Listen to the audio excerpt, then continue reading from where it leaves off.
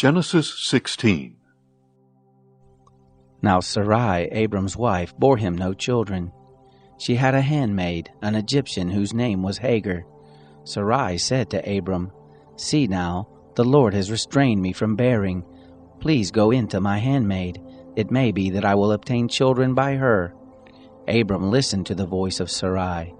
Sarai, Abram's wife, took Hagar the Egyptian, her handmaid, after Abram had lived 10 years in the land of Canaan, and gave her to Abram her husband to be his wife.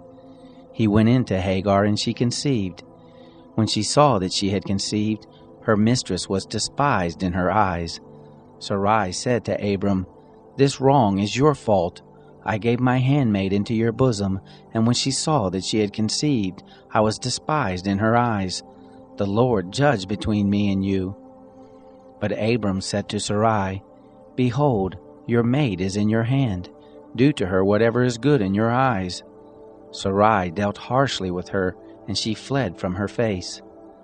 The angel of the Lord found her by a fountain of water in the wilderness, by the fountain in the way to Shur. He said, "Hagar, Sarai's handmaid, where did you come from? Where are you going?"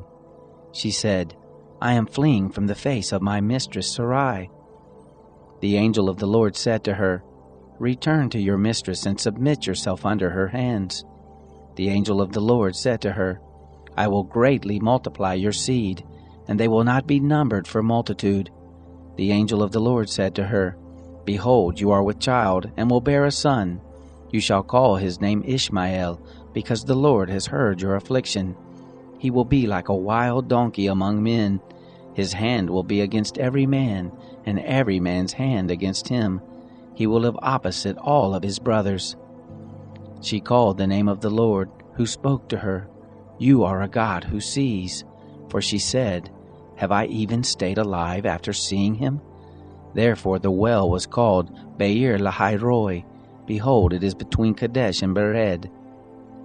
Hagar bore a son for Abram. Abram called the name of his son, whom Hagar bore, Ishmael.